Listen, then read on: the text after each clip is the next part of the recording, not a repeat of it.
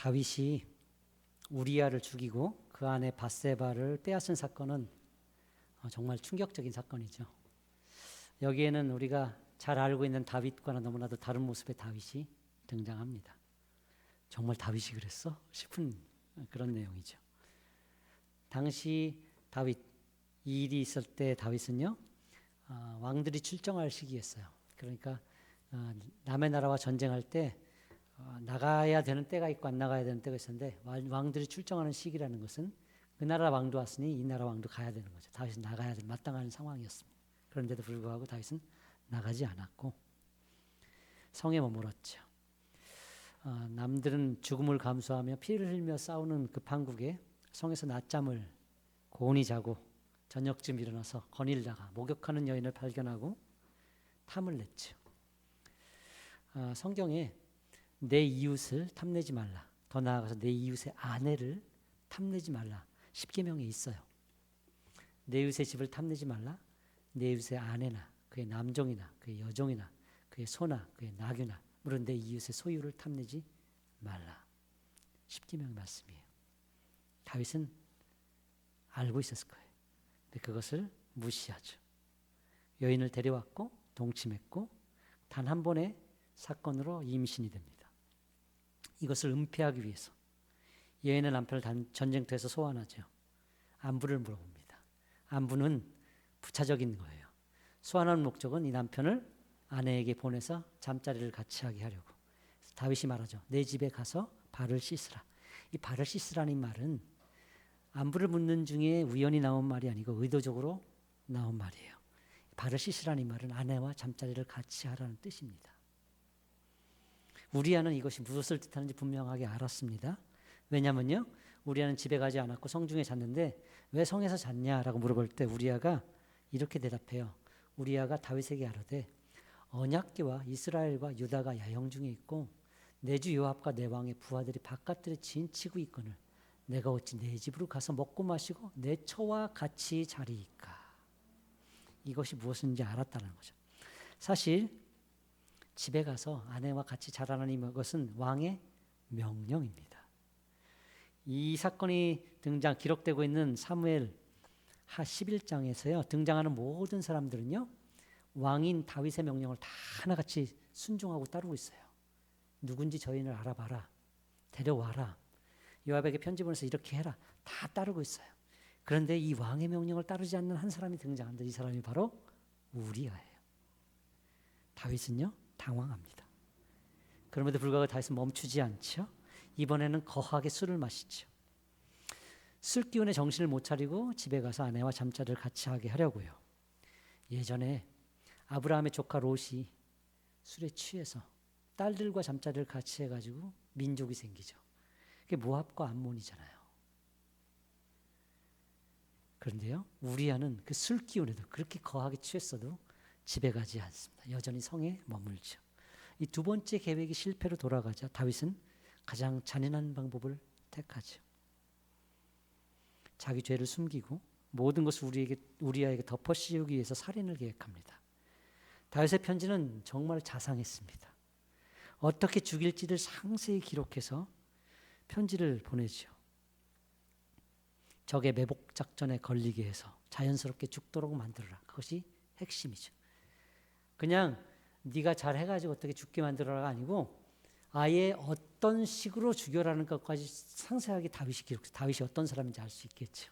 굉장히 계획적이고 치밀한 제이형인 거죠. 다윗은요 이 죽이라는 편지를 우리아에게 줍니다. 충성스러운 우리아는요 이 편지를 열어보지도 않고 그대로 요압에게 전합니다. 진짜 잔인한 거예요. 너무했죠. 요압은요 왕의 명령을 충성스럽게 실행하죠. 그 과정에서 우리아만 죽는 게 아니에요. 함께 나갔다가 두고 돌아오라. 우리아를 죽이기 위해서 여러 명의 자기의 아군들을 죽여버리는 거예요.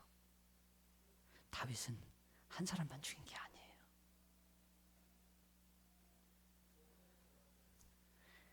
그 여러 사람의 죽음에 다윗은 관심이 없었어요. 단 한 사람의 죽음. 우리아가 정말 죽었는가? 다윗이 우리아가 죽었다는 전령의 보고를 들었을 때 이렇게 얘기했습니다. 다윗이 전령에게 이르되 넌 요압에게 이같이 말하기를 이 일로 걱정하지 말라. 칼은 이 사람이나 저 사람이나 삼키느니라. 그 성을 향하여 더욱 힘써 싸워 함락시키라. 하여 너는 그를 담대하게 하라. 우리아가 죽었을 때 성경을 보면요, 우리아를 애도한 사람이 없어요. 그 안에 밧세바만 슬퍼하며 울었고 아무도 애도하지 않았어요. 요압도 다윗은 다행이라 생각했겠죠. 애도의 기간이 지나자, 장례가 다 끝나자 다윗은 급히 우리아의 아내 밧세바를 왕궁으로 들여서 자기 아내로 삼습니다. 그리고 아이를 낳지요. 이제는 자기의 아이가 된 것이죠. 그렇게 모든 문제를 덮습니다. 이젠 다 끝났다라고 생각했을 거예요. 사실 하나님은 다윗에게 다 주셨습니다. 다윗이 누리는 것 중에 하나님이 주지 않은 것 단 하나도 없습니다. 양치기를 왕으로 삼았고, 그 왕이 아내가 한둘도 아니야. 아비가일이라는 세 번째 아내는 사실 나발이라는 무식한 자의 아내였는데 그 사람이 죽고 데려와서 자기 아내로 삼았어요. 너무 현명하고 괜찮은 사람이니까. 그렇게 아내 삼은 사람이 한둘이 아니야. 다윗은 아내가 정말 많았어요. 하나님은요, 네가 만약에 부족한 것이 있었다면 내가 더 줬을 것이라고까지 얘기했어요. 내 주인의 집을 내게 주고 왕궁을 줬다는 얘기죠. 내 주인의 아내들을 내 품에 두고 그 사울의 아내들이 딸들이 자기 아내가 되었어요. 이스라엘과 유다 족속을 내게 맡겼느니라. 만일 그것이 부족하였을 것 같으면 내가 내게 이것저것을 더 주었으리라. 하나님은 다 줬어요. 물론 하나님이 다윗에게 주지 않은 것도 있습니다.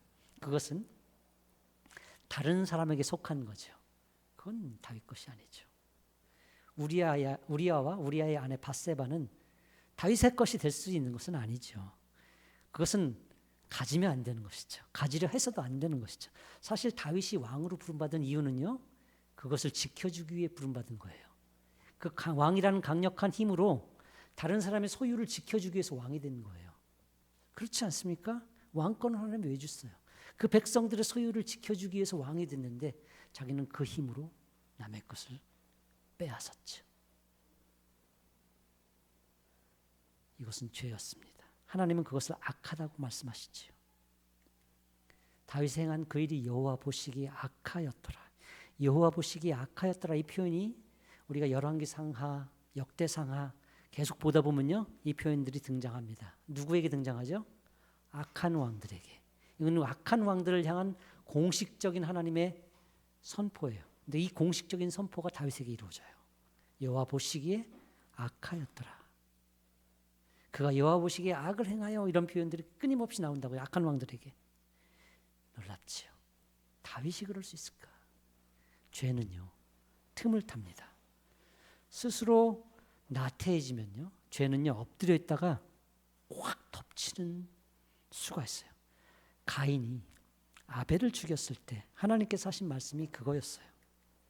여호와께서 가인에게 이르시되 내가 분하여 함은 어찌 됨이며 안색이 변하면 어찌 됨이냐. 내가 성을 행하면 어찌 낯을 들지 못하겠느냐. 선을 행하지 아니하면 죄가 문에 엎드려 있느니라. 죄가 너를 원하나 너는 죄를 다스릴지니라.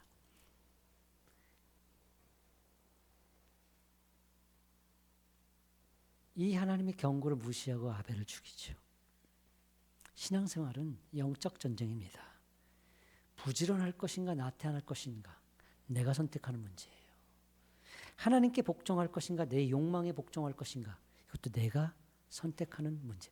이 한 주를 경건하게 살아낼 것인가 그냥 내버려 둘 것인가 내가 선택하는 문제예요. 본문의 다윗은요, 자신이 평안하다고 느끼고 여유를 즐길 때 죄가 들어왔어요. 사실 그런데요, 평안한 것은 아니었어요. 자신은 왕궁에 있을지 모르지만 병사들은 지금도 싸우고 있거든요. 전쟁은 계속되고 있었거든요. 이후에요, 밧세바의 남편 우리아가 왕궁에 불러들여왔을 때 그 우리아의 행동과 다윗의 행동이 완전히 비교되고 있는 거 아세요? 그는 집에 가서 자라는 그 순간에도 집에 가서 자지 않아요. 동료들이 싸우고 있는데 어찌 감히 내가 집에 가서 아내와 함께 편히 잘 수 있겠습니까? 라고 얘기해요. 누구와 비교되고 있습니까? 햇사람 우리아예요. 이 우리아는 더 나아가서 이스라엘 사람도 아니었어. 이방인이 이스라엘에 들어온 사람이라고요. 그 사람이 이스라엘을 위해서 싸웠고 이스라엘의 하나님을 더 충성되이 섬기고 있어요. 그런데 다윗은 낮잠을 잤죠. 그냥 잠이 아니에요. 영적인 잠입니다. 어떤 측면에서 본다면요, 다윗은요 병들었다고 할 수 있어요. 치열한 전쟁을 인식하지 못하고 있는 거죠. 역사적으로도 본다면요, 신앙이 나태해지는 순간은요 치열했던 순간이 아닙니다. 평안했던 순간입니다. 로마 치하에서 로마 정부가 기독교를 박해할 때는요, 기독교인들은 눈에 불을 켜고 신앙을 지켜냈습니다. 동굴까지 들어가서라도 그것을 지키기 위해서 애를 썼어요. 그런데요, 콘스탄티누스가 기독교를 공인화하고 국가적으로 허용했을 때 기독교는 그때부터 나태해지기 시작했습니다. 명목상 기독교인들이 생기기 시작했어요. 야, 개종하면 죽게. 기독교가 되면 뭔가 누린데 이렇게 들어오기 시작하면서 뭔가 달라지는 거죠. 그 전에 기독교는 그러지 않았거든요. 돼도 누리는 거 없어 세상에서 핍박을 받고 힘들었거든요. 놀랍지요. 평안하면 더 잘할 수 있을 것 같은데 그렇지 않더라는 거예요. 모든 것이 잘 되면은 신앙의 길을 더 열심히 할 수 있을 것 같은데 그렇지 않더라는 거예요. 이것은 역사적으로 증명된 것 중에 하나예요. 우리는 생각보다 그렇게 강하지 않다라는 거예요. 하나님, 이 문제 다 해결해 주시면 더 열심히 주를 섬기겠습니다. 불쌍히 여겨주세요.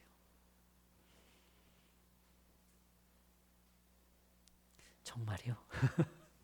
쉽지 않아요. 하나님 이걸 아세요. 그래서 우리 삶의 모든 문제들이 일순간에 해결되지 않는지도 모르겠어요. 완벽한 평화, 완벽한 안식은 우리를 더 좋은 신앙의 길로 가게 하지 못하도록 만들 수도 있다는 사실 앞에 우리는 눈을 뜰 수 있어야 돼요. 평안할 때 주의해야 됩니다. 내가 편안하다고 해서 정말 편안한 건 아니에요. 가만히 살펴보면요, 우리 주변에는 끊임없는 영적인 전쟁이 계속되고 있어요. 이 땅 어딘가에는 믿음 때문에 지금도 목숨을 거는 형제 자매들이 있다는 사실을 알아야 돼요. 전쟁이 무서워서 난민이 되었는데 그들이 선택한 난민의 길이 시리아야. 내전이 있는, 이게 더 낫다라는 거예요. 그 정도로 전쟁이, 내전이 있는 곳으로 도망가는 난민들도 허다하다는 사실을 알아야 돼요. 우리는 편안하게 살고 있는 편이에요. 오물풍선이 우리 아파트에 광고가 나더라고요. 안내방송이 오물풍선이 우리 동네 주변에 한국에서 발견된다고 그러니까 조심하라고 안내까지 할 정도로. 그렇다고 해서 우리가 굉장히 위협하거나 위협을 느끼지 않아요. 그렇지 않아요? 미국에 있을 때는 북한이 뭐 미사일 한 발만 쏴도 막 곡 전쟁 날 것처럼 막 다들 이 외국에 있으면 다 그러는데 한국에 있으면요, 옆에서 막 몇 발을 쐈다 그래도 우리는 너무 편안하게 지내지 않아요? 인식하지 못해요. 하지만 우리 가운데 여전히 전쟁이 있어요. 영적인 전쟁도 계속되고 있다는 사실을 알아야 됩니다. 깨어 기도해야 돼요. 영적인 낮잠을 경계해야 됩니다. 영적인 나태를 주의해야 돼요. 성경은 끊임없이 우리에게 경고하죠. 근신하라, 깨어라. 너희 되정마귀가 우는 사자와 같이 두루 다니며 삼킬 자를 찾나니 너희는 마음을 굳게 하여 저를 대적하라. 다행히 이 사자는 우는 사자라 다행입니다. 무는 사자였으면 큰일 날 뻔했어요. 저 으르렁거리며 하는 거예요. 그래도 쉽지 않습니다. 다윗은요, 죄짓기에 빨랐고 그것을 덮기에 정말 빨랐습니다. 얼마나 분주하게 움직였는지 몰라요. 죄의 문제를 감추기 위해서 너무나도 부지런했죠. 이것은 하나님 앞에 정말 악한 것이었습니다. 잠언 기자는 이렇게 얘기하죠. 여호와께서 미워하시는 것, 곧 그의 마음에 싫어하시는 것 67가지이니 곧 교만한 눈, 거짓된 혀, 무죄한 자의 피를 흘리는 손, 악한 계교를 꾀하는 마음, 빨리 악으로 달려가는 발, 거짓을 말하는 망령된 증인과 및 형제 사이를 이간하는 자. 하나님께서 미워하시는 것. 그런데 이것 중에 다윗에게 해당되는 것이 엄청나게 많은 거 아세요? 거짓된 혀, 무죄한 자의 피를 흘리는 손, 악한 계교를 꾀하는 마음, 빨리 악으로 달려가는 발. 다윗에게 이런 것이 발견된다니 놀랍지 않아요? 그런데 이것이 다윗에게만 발견되는 모습인가요? 우리에게도 발견되는 모습 아니던가요? 하나님은 자신이 택하여 기름 부은 그 왕이 이렇게 신속하게 무자비하게 죄를 짓는 모습을 보고 어떤 마음이 들었을까? 우리가 살면서 우리의 자녀가 세상 모두가 비웃을 만한 심각한 죄를 저지를 때 어떤 마음이 들까요? 하나님은 아파하셨어요. 심히 고통하셨어요. 우리는요, 이 다윗의 스캔들, 사건을 접하면서 잊지 말아야 될 사실이 있습니다. 인간은 누구나 죄를 범할 수 있다. 다윗도 예외가 아니었다.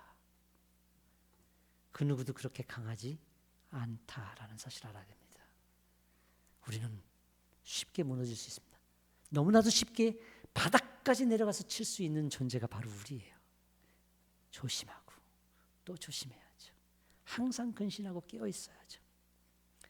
나단 선지자가 찾아와서요, 다윗의 죄를 폭로하죠. 다윗이 밧세바를 데려온 그 다음 날일까요? 아닙니다. 나단 선지자가 돌아가고 난 다음에 그 다음 날 다윗이 낳은 그 아이가, 밧세바가 낳은 그 아이가 병이 들고 7일 만에 죽어요. 자, 다윗은 어느 정도 숨긴 거예요? 그 아이가 태어날 때까지 숨긴 거예요. 그럼 적어도 1년 정도의 시간이 지났을 수도 있고요. 아이가 좀 더 자랐다면 1년 이상의 시간도 지났을 수 있는 사건인 거예요. 다윗은 그렇게 묻어버린 거예요. 영원히 끝날 거라고 생각하고 그렇게 산 거예요. 하지만 죄는 묻혀지지 않아요. 그 값이 치러지죠. 하나님은 아이를 치셨고 7일 만에 죽죠. 이 사건도 놀라운 사건이지 않아요? 죄는 다윗이 지었는데 죽긴 아이가 죽어.